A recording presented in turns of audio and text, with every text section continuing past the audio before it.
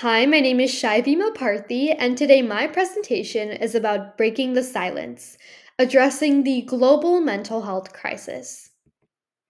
But first, a little bit about me. I'm a rising junior from the Kincaid School here in Houston, Texas, and I'm passionate about scientific research. I've been conducting research in the field of precision oncology for the past 5 years now, since my time in middle school. I also recently began interning as a research scientist at Baylor College of Medicine and am an associate member of Sigma Xi, the Scientific Research Honor Society. In addition, I'm the founder of Empowered Youth, where I mentor students in underserved communities and provide educational and wellness workshops. I'm also one of the 10 students selected from across Houston to serve on the Mental Health of America Youth Advisory Board, where I advocate for mental health resources in schools and the local community, while also working with legislators to shape policy. In my free time, I enjoy painting and journalism, and my art and writing have been published in 10 plus outlets. Fun fact, I was also a kid reporter for Time and had the amazing opportunity to interview world renowned scientist Dr. Jane Goodall. In the future, I'd like to pursue a career in either public health policy or precision oncology. Before we dive into why mental health is a global health crisis, let's quickly define what mental health really is. Mental health isn't just the absence of illness, it's about emotional and psychological resilience, our ability to form connections, and how we handle life's challenges. Mental health conditions span a wide spectrum, from anxiety and mood disorders like depression to more complex diagnoses like schizophrenia or eating disorders. And yet, across the globe, millions of people still lack the basic support they need to manage these challenges. That's what makes this issue both urgent and deeply human. Globally, 1 in 8 people live with a mental health condition. Depression is the leading cause of disability, and suicide is one of the top 3 causes of death among adolescents. Since the COVID 19 pandemic, rates of anxiety and depression have surged by about 25% globally, according to the World Health Organization. And yet, most countries allocate less than 2% of their national health budgets to mental health. Millions of people, especially in low resource settings, are left without any support.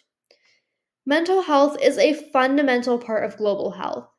Without it, we cannot thrive, not as individuals and not as communities.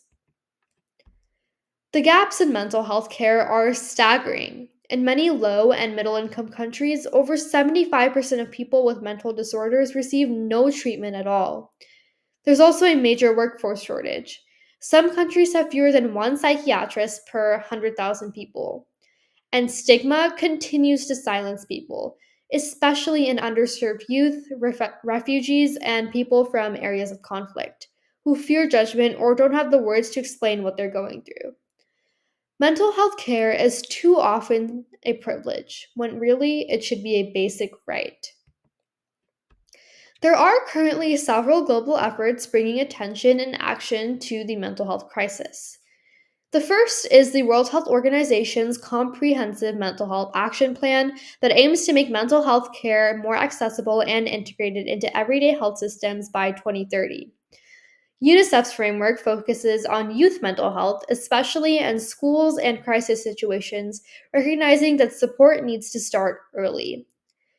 The Lancet Commission on Global Mental Health brings experts together to push mental health to the forefront of global development conversations. The World Bank and World Health Organization are working with countries to increase mental health funding and improve care infrastructure. And the Mental Health Innovation Network shares real world strategies between countries to help scale what's already working. While there's still a long way to go, especially with improving access in underserved or low income regions, global leaders are at least finally beginning to prioritize mental health in a serious way. One of the most meaningful ways I've engaged with this issue is through Empowered Youth, a program I founded to support underserved students. Along with academic mentorship, we lead wellness and mental health workshops designed to help students manage stress, build confidence, and feel supported emotionally. For many of the youth we serve, this kind of space where mental well being is prioritized is something they've never had access to before. The conversations I've had with these children have shown me how powerful it can be when young people are simply given the tools and the space to talk about what they're going through. And it's reminded me that mental health support needs to be community rooted, consistent, and culturally aware. I also serve on the Youth Advisory Board for Mental Health America of Greater Houston, where I contributed to projects focusing on improving school based mental health resources. And finally, I co founded the Safe Space Teen to Teen, a digital mental health platform created by and for teens. Through blog posts, infographics, and videos, we offered accessible support and helped reduce the stigma for young people navigating mental health challenges.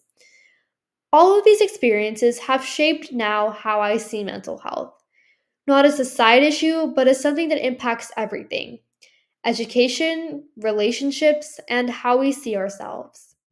So, what are ways that you, yes, you, can help stop the stigma? You don't have to be a professional to make an impact in mental health. One of the most powerful things you can do is simply talk about it.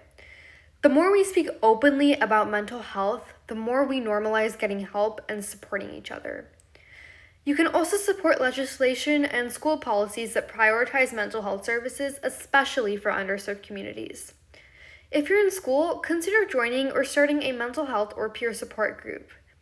I've seen firsthand through Empowered Youth and Safe Space Teen to Teen how meaningful peer led spaces can be. Even sharing trusted resources or being there for a friend who's struggling makes a difference. Compassion, awareness, and persistence are all parts of advocacy. Whether it's at the community, school, or individual level, we all have a role to play. So, what can we do? We can start by changing the way we view mental health, not as a side issue, like I said before, but as a core part of public health. We need to fund mental health the same way we fund physical health. Invest in community based and culturally informed programs, listen to youth, elevate our voices, and let us shape the solutions. Create safe spaces in schools, clinics, and online platforms where honesty is met with support. The global mental health crisis is urgent, but solvable. Together, we can build a future where care is not a privilege, but a guarantee. I'll leave you with this. What if we treated mental health as visible, valid, and vital as physical health? Because it is. Thank you so much for your time. Here are my references and acknowledgments, and please feel free to reach out if you have any questions. Thank you so much for your time.